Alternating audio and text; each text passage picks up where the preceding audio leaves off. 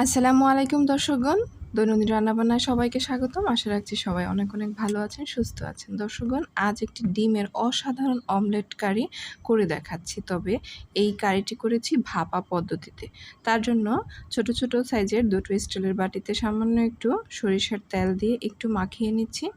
এখন এখানে ফার্মের যে ডিমটা আছে, যে কোনো ডিম ব্যবহার করা যাবে। ফার্মের ডিমটা নিয়েছি, নর্মাল টেম্পারেচারে এনে বাটিতে দিয়ে দিচ্ছি। সামান্য একটু পেঁয়াজ কুচি দিয়ে দিচ্ছি, 2-4টা মরিচের ফালি দিয়ে দিচ্ছি, আর একটু দিয়ে দিচ্ছি বিলাতি ধনেপাতা, আর সামান্য একটু লবণ।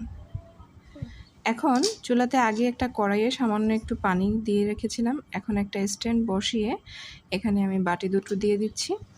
একসাথে 4-5টা বাটিও দেওয়া যাবে। আমি এখানে দুটো দুটো করে দিচ্ছি। এখন চুলার হিটটা মিডিয়াম দিয়ে ঢাকনা দিয়ে দিচ্ছি 5 থেকে 7 মিনিটের পর। 5 থেকে 7 মিনিট পর ফিরে আসলাম।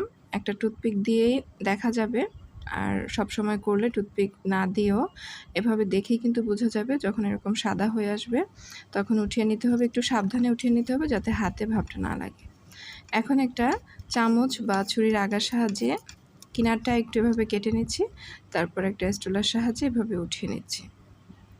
এভাবে দেখতে কিন্তু খুব সুন্দর লাগে। আর উল্টো পিঠটাও একটু দেখিয়ে দিচ্ছি। তেল দেওয়ার কারণে উল্টো পিঠটাও কিন্তু খুব সুন্দরভাবে সেট হয়ে আছে।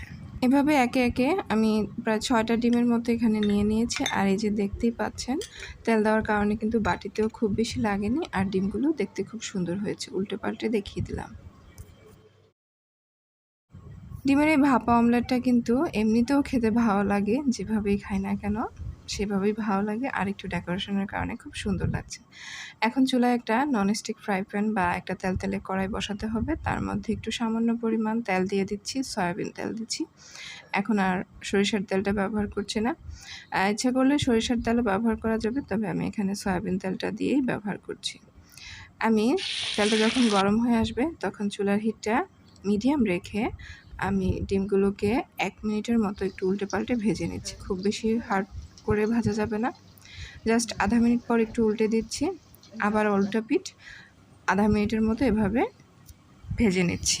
তবে ডিমটা ভাজার আগে ডিমটা যদি একটা টুথপিক বা কাঠির সাহায্যে 2-1টা ছিদ্র করে দেওয়া যায়, এতে করে আমরা যে নর্মাল ডিম সিদ্ধ ডিমটা ভাজি ফুটে আসার সম্ভাবনা থাকে, সেই রিস্কটা কিন্তু কমে যায়। 1 মিনিট ভাজার পর আমি প্রত্যেকটা ডিম এভাবে নিয়ে নিচ্ছি। এখন আরও কিন্তু দেখতে সুন্দর লাগছে। সাদা, সবুজ, লাল, গোল্ডেন সব কিছুর একটা সুন্দর কম্বিনেশন এসেছে। এই পর্যায়েও কিন্তু চাইলে খালি খালি খাওয়া যায়, মুড়ি দিয়ে খাওয়া যায় বা গরম ভাত দিয়ে খাওয়া যায়। আরও আকর্ষণ আছে সামনে, তার জন্য চোখ রাখুন, শেষ পর্যন্ত দেখতে থাকুন। এখন অবশিষ্ট তেলটার মধ্যে আমি এখানে 2 মুঠো দেশি পেঁয়াজ কুচি একদম ছোট ছোট করে কেটে নিয়েছি। আমরা অনেক সময় ঝালমুড়ি খাই বাজারে, ওইভাবে কেটে নিয়েছি একদম ছোট ছোট করে। সয়াবিন তেলটা দিয়েছিলাম 1.5 টেবিল চামচ পরিমাণ, আধা টেবিল চামচ ভাজার সময় গিয়েছে, আর পেঁয়াজটা ভাজতে এখন 1 টেবিল চামচ লাগছে। ফাইনাল লুকটা এরকম এসেছিল। এখন চুলার হিটটা মিডিয়াম রেখে আমি একটু এভাবে নেড়েচেড়ে নিচ্ছি।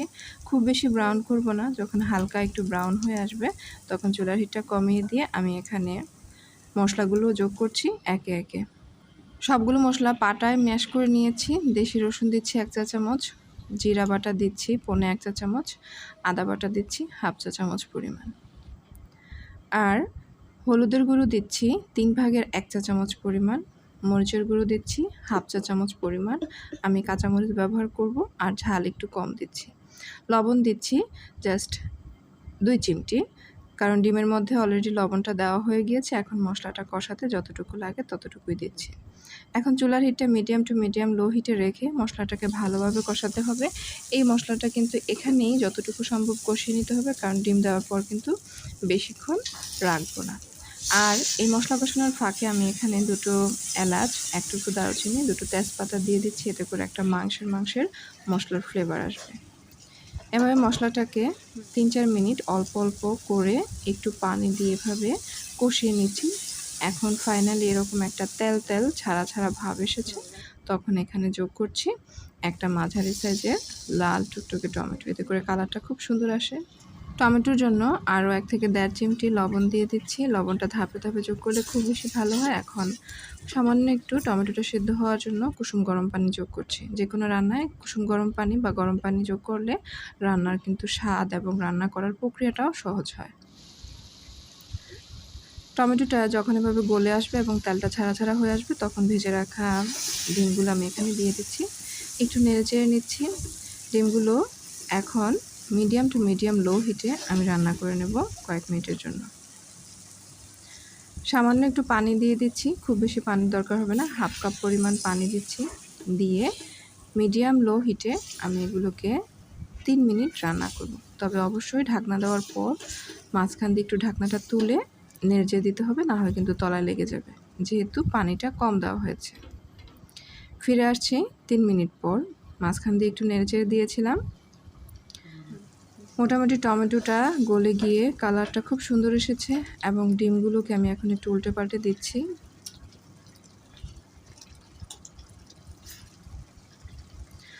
আর 2-3টে কাঁচামরিচ দিয়ে দিচ্ছি। আর একটু ফ্লেভারের জন্য কিছু বিলাতি ধনেপাতা দিয়ে দিচ্ছি। এখন চুলার হিটটা একদম দমে রেখে, লো টেম্পারেচারে রেখে 1 মিনিটের জন্য এভাবে ঢাকনা দিয়ে দমে রেখে দিলাম। এই দমে রাখার ফলে কাঁচামরিচ আর ধনেপাতার খুব সুন্দর একটা কালার আসে আর খুব সুন্দর একটা স্মেল আসে। ফাইনালি চুলাটা বন্ধ করে দিলাম। এরকম একটা গ্রেভি গ্রেভি লুক এসেছে। এখন পরিবেশনের পালা, খাওয়ার পালা। এই রেসিপিটা চুলা থেকে নামানো মাত্রই খেয়ে নিলে ভালো হয়। গরম ভাত বা পোলাও বা খিচুড়ি যে কোনো কিছুর সাথেই কিন্তু খুব বেশি ভালো লাগে। আর এটা যদি গরম হয় তাহলে কিন্তু আরও বেশি ভালো লাগে। দর্শকগণ, রেসিপিটি ভালো লেগে থাকলে আমার চ্যানেলটি সাবস্ক্রাইব করবেন, ভিডিওটিতে লাইক, কমেন্ট, শেয়ার করবেন এবং পরবর্তী ভিডিও পাওয়ার জন্য নোটিফিকেশন বাটনে ক্লিক করে রাখবেন। সেই পর্যন্ত পরিবার পরিজন নিয়ে, সবাইকে নিয়ে সুখে থাকুন, ভালো থাকুন, সুস্থ থাকুন। আল্লাহ হাফেজ।